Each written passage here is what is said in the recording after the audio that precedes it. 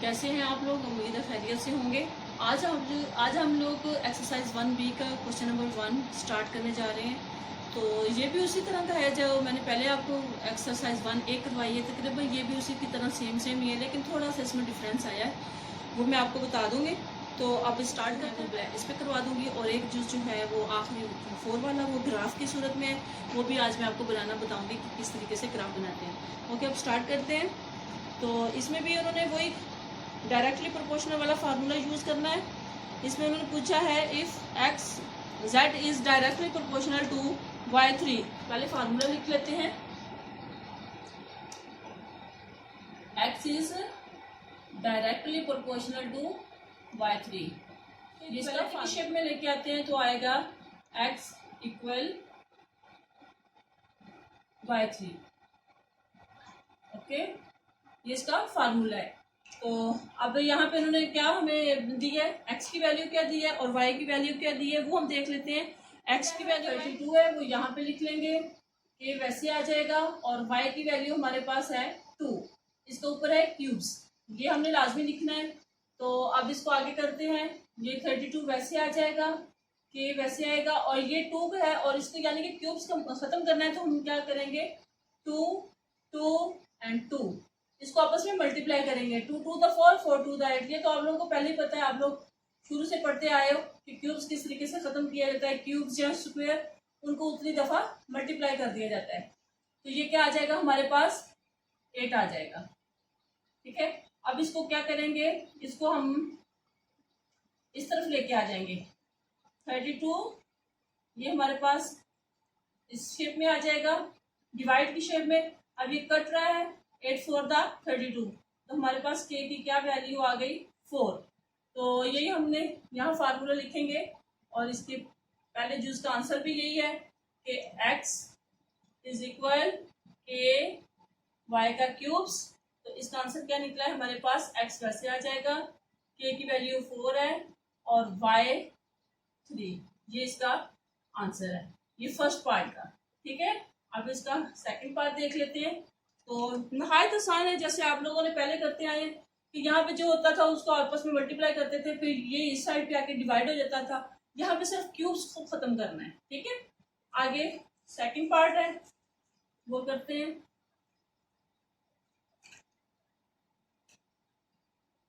यहाँ पे मैं सेकंड पार्ट का दे देती हूँ। सेकंड पार्ट में उन्होंने पूछा है find the value of x when y 6, यानी कि y की अगर वैल्यू 6 हो तो हमने x की वैल्यू फाइंड करनी है। हमने फाइंड क्या करना है, x की वैल्यू। ठीक है, तो इसको पहले इक्वालिटी की शेप में लेके आते हैं। यहाँ पे मैं फार्मूला हटा देती हूँ, और यहाँ पे इसका जो डायरेक्टली इक्वालिटी की शेप है वो हम लिख देते हैं, के y क्यूब्स। ठीक है, ये x हमारे पास वैसे का वैसे आ गया, और k की वैल्यू हमने क्या मालूम की थी, 4 यहाँ आ जाएगा। ठीक है, अब ये x वैसे लिख देंगे, 4 वैसे भी आ जाएगा, क्योंकि अभी हमने इसकी क्यूब्स को खत्म करना है। तो ये 6 का क्यूब्स वही मैंने आपको पहले बताया है कि 6 मल्टीप्लाई 6 होगा। तो 6 6 36 को 6 के साथ फिर करेंगे तो क्या आंसर आएगा, 216 आएगा। ठीक है, इसका आंसर आ गया। आगे फिर इसको, अब ये आपस में मल्टीप्लाई हो रहा है, इनको आपस में मल्टीप्लाई कर देंगे, तो ये हमारे पास आंसर आता है 864। ये इसका आंसर आ रहा है। तो ये x की वैल्यू हमने मालूम कर लिया है कि अगर y की वैल्यू 6 हो और क्यूब्स हो तो x की वैल्यू हम किस तरीके से मालूम करेंगे, इस तरीके से। तो ये इसकी लिख लेते हैं, x की वैल्यू हमने जो मालूम की है वो है 864। ठीक है, अब थर्ड पार्ट की तरफ चलते हैं। थर्ड पार्ट भी इसी तरह नहायत ईजी है, इसमें कोई इतना मुश्किल नहीं है। थर्ड पार्ट यहाँ पे मैं लिख देती हूँ थर्ड पार्ट, और इसमें देखते हैं कि इसमें किसकी वैल्यू। यहाँ पे उन्होंने पूछा है, जो थर्ड पार्ट है उसमें उन्होंने पूछा है calculate the value of y when x is equal 108, यानी कि x जो हमारे पास है 108 है। तो हमने किसकी वैल्यू मालूम करनी है? के की हमारे पास क्या डिफाइंड की थी 4, और अब हमने मालूम करनी है y की क्यूब्स। ये हमारे पास जो पहले फार्मूला है ये वाला है। अब हमने y की फाइंड करनी है। तो अब इसको कैसे करेंगे कि 108, तो ये 4y का क्यूब्स आ जाएगा, ये इसके साथ मल्टीप्लाई खा गया। अब ये इधर आके डिवाइड होगा तो ये आएगा 108/4 और ये y का क्यूब आ गया। ये अब इसके ऊपर कट रहा है तो काट दें, 27 आ जाएगा। लेकिन ये किसकी वैल्यू हमें मालूम हुई है? ये y की क्यूब्स की वैल्यू हमने फाइंड की है। अब हमने क्या फाइंड करना है? हमने सिर्फ y की मालूम करनी है। तो क्या करेंगे, इसके ऊपर क्यूब रूट ले लेंगे। ओके, अब ये इसके साथ कट रहा है और अगर इसका हम क्यूब रूट लेंगे तो आ जाएगा 3। जैसे आपको पहले बताया कि क्यूब रूट अगर हमने इसको करना है तो वो जैसे 3 एंड 3 है तो 3 3 द 9, 9 3 द 27 आता है। ठीक है, तो हमने ये 3 लिख देना है और क्यूब रूट्स इसके साथ फिनिश कर देना है। तो अब इसका क्या आएगा? y। तो हमारे पास क्या फाइंड हुई है? थर्ड पार्ट की वैल्यू y इज इक्वल 3। ठीक है, जो अब इसका 4 यूज है वो है ग्राफ। वो भी मैं आपको बताती हूँ किस तरीके से करना है। पहले उसको हल करना है, उसके बाद फिर उसको ग्राफ की शक्ल में लेके आना है। 1A में हमने जो ग्राफ बनाए थे वो सिंपल थे। अब ये 1B में थोड़ा सा उससे थोड़े से डिफरेंट है, तो लेकिन ये भी मैं आपको बताती हूँ कि किस तरीके से करने हैं, तो आप लोगों को नहायत ईजी लगेंगे। इसके लिए अब मैं पहले इसकी फाइंड कर लेते हैं value. Draw the graph of x against y3। तो इसका ऐसे करेंगे, जो वही फार्मूला जो है ये वाला x 4y का 3 से करेंगे। जैसे अब फर्स्ट करें, अब हम ले रहे हैं कि अगर हम y को 0 ले लें, क्योंकि अब हमारे पास कोई वैल्यू नहीं है, तो हम अपनी तरफ से एक कर रहे हैं कि अगर हम इसको 0 की वैल्यू, अगर हम y की वैल्यू अगर हम 0 लें तो हमारे पास क्या आंसर आता है? x की वैल्यू क्या निकलती है? तो क्या आएगा कि ये 0 अगर 3 दफ़ा क्यूब, जाहिर क्यूब्स है, 0 को 3 दफ़ा आपस में मल्टीप्लाई करेंगे तो आंसर क्या आएगा? 0 ही आएगा। ठीक है, अगर फिर 0 को फिर हम 4 के साथ करें तो हमारे पास, या फिर ऐसे कर लेते हैं कि 0 को इसके साथ किया, 3 क्यूब्स खत्म कर किया तो 0 आ गया। फिर हमने क्या किया, इसको इसके साथ मल्टीप्लाई किया तो फिर भी 0 आ गया। यानी कि अगर हमारे पास y 0 हो तो फिर x की वैल्यू क्या निकलेगी? हमारे पास 0 ही निकलती है। ठीक है, ये मैं आपको वैसे बताने के लिए, समझाने के लिए, जैसे आपने ये समझे हमें 1A में करवाया था कि यहाँ पे x की वैल्यू होती है और यहाँ पे y की वैल्यू है। तो यहाँ पे हमने फर्स्ट किया था कि अगर y की वैल्यू 0 ली तो x की हमारे पास क्या फाइंड हुई है? 0 हुई है। ठीक है, अब इसी तरीके से हम अगर 2 ले लें इसकी वैल्यू, अगर हम इसकी वैल्यू 2 ले लें y की, तो फिर हमारे पास x की वैल्यू क्या निकलती है? या फर्ज करें, यहाँ पे मैं लिख देती हूँ 2 की y की वैल्यू 2 ली तो हमारे पास आंसर क्या आएगा? ये 4 तो वैसे आ जाएगा, y की वैल्यू ली थी हमने 2, ये इसका क्यूब्स है। तो अब हमने क्या करना है? 4 वैसे आ जाएगा, 2 को क्यूब्स के साथ किया, 2 2 द 4, 4 2 द 8, तो हमारे पास क्या आ गया? 8 आ गया। अब फिर आगे 8 को 4 के साथ मल्टीप्लाई किया तो हमारे पास आंसर क्या आएगा? 32। यानी कि अगर हमारे पास y2 हो तो हमारे पास x की वैल्यू क्या निकलेगी? 32। यहाँ पे हम लिख देंगे 32। यहाँ तक ही हम ग्राफ करेंगे, क्योंकि इसको अगर और बढ़ाते जाएंगे, यहाँ पे 3 करेंगे तो उस हिसाब से इसका आंसर ऊपर वाला भी चेंज हो जाएगा। इस तरीके से अगर हम बढ़ाते जाएं ग्राफ को तो और मजीद बढ़ता जाएगा, लेकिन यहाँ तक ही हम करते हैं इसको, ताकि आप लोगों को बस समझाने के लिए, बनाने के लिए कि किस तरीके से इसका बनता है ग्राफ। तो क्या भी इसमें ग्राफ में बनाती हूँ। ग्राफ इस जैसे पहले बताया था 1A में, इसी तरीके 1B में भी इसी तरीके से बनेगा, लेकिन इसमें थोड़ा सा ये कि ये उससे थोड़ा सा चेंज होगा, यानी कि थोड़ा सा लंबा बनेगा।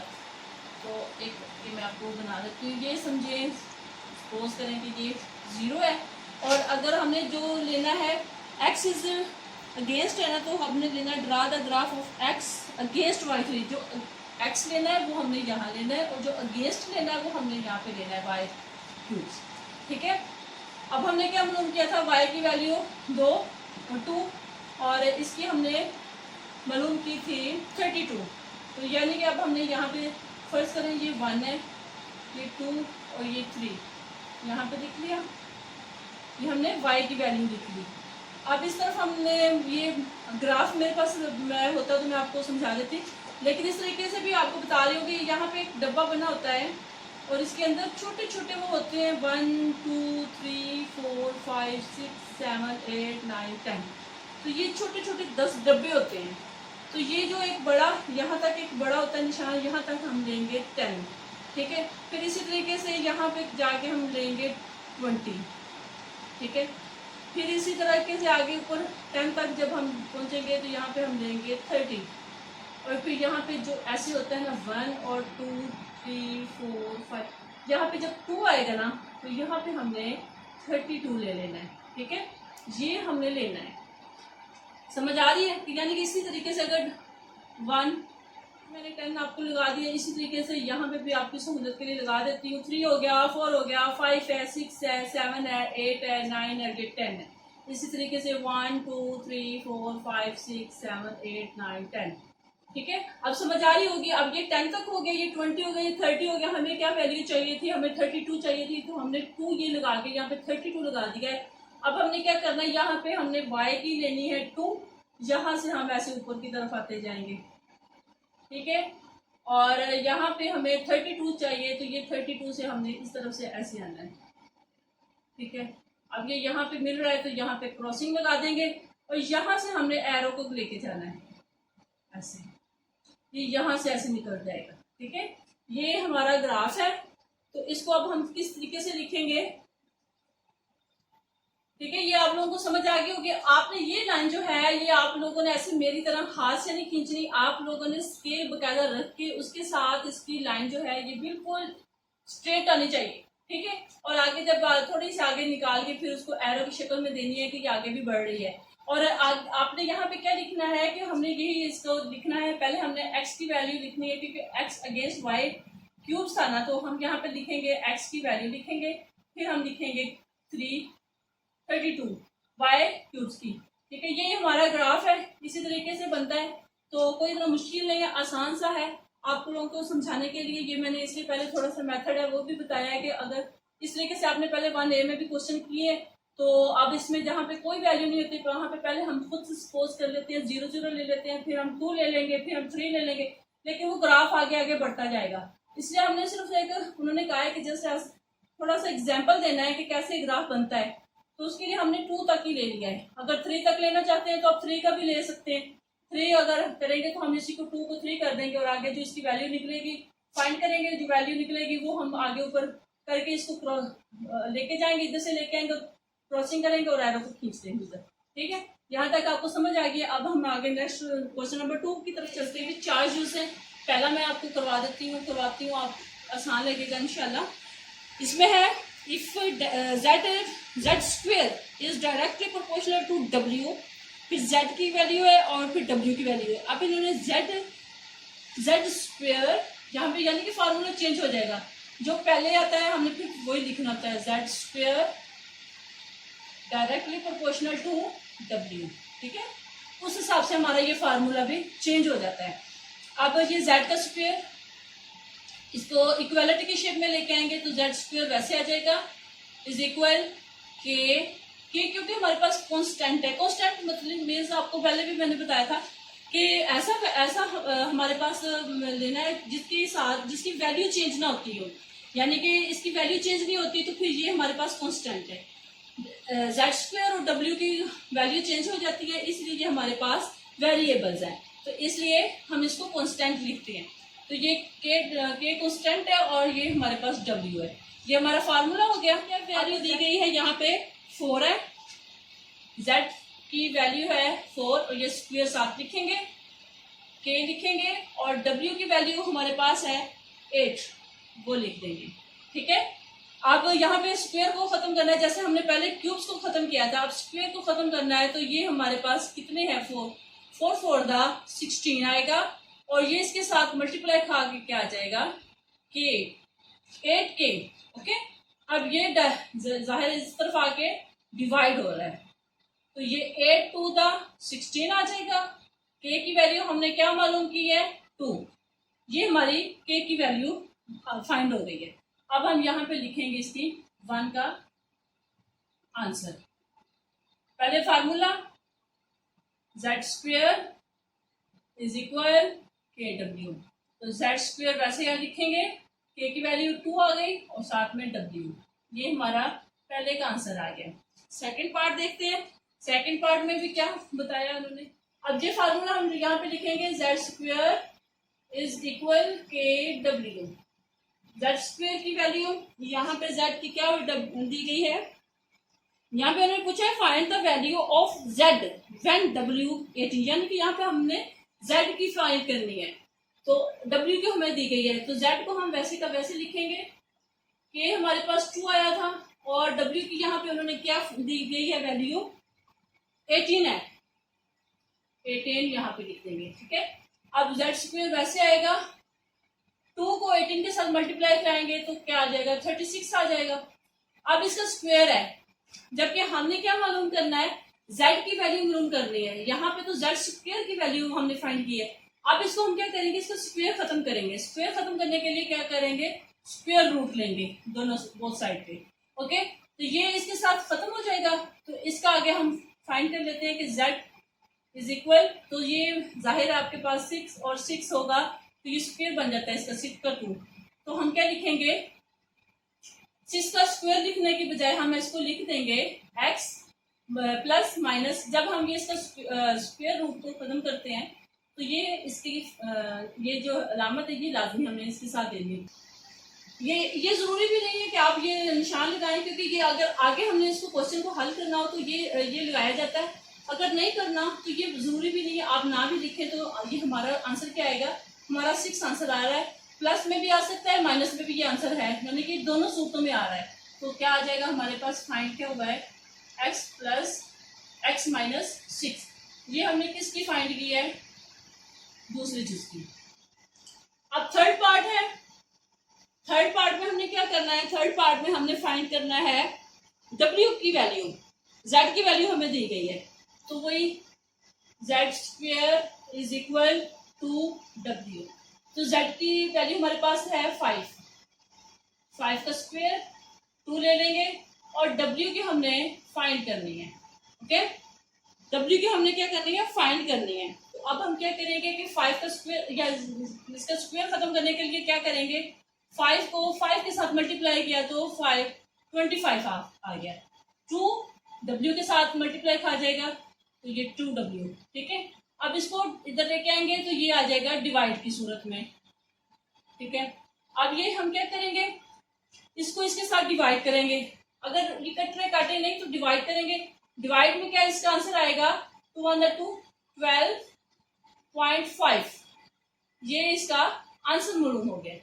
ठीक है, w का आंसर हमने क्या इसकी फाइंड की है वैल्यू 12.5, ये हमारा थर्ड पार्ट का आंसर है। w की वैल्यू क्या फाइंड की है 12.5। ये मैं आपको इसलिए सारे जुज करवा रही हूँ ताकि आप लोगों को कोई भी कंफ्यूजन हो जाए।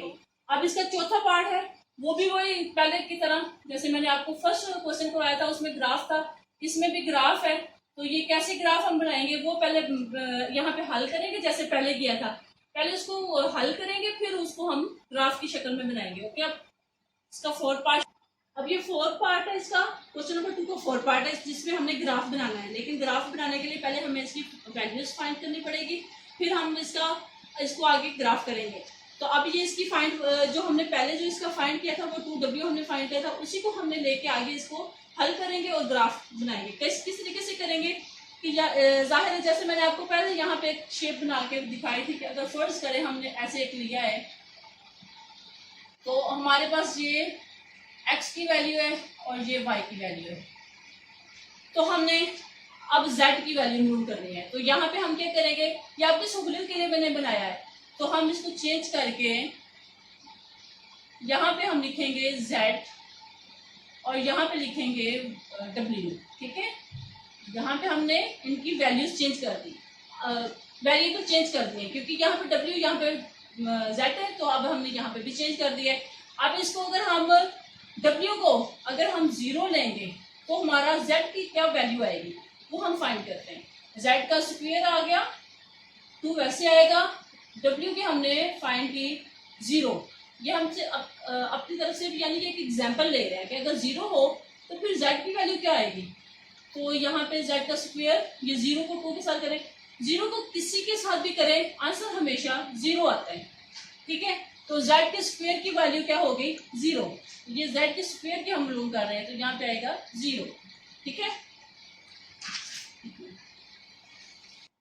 अब अगर इसको हम 2 में ले लें, फर्स्ट करें इसको हम W को 2 ले रहे हैं, तो हम क्या करेंगे Z का स्क्वायर 2 वैसे आ जाएगा। अब ये इसकी वैल्यू कितनी है, हमने ली थी W की 2 ली थी, तो यहाँ पे 2 लिख लेंगे।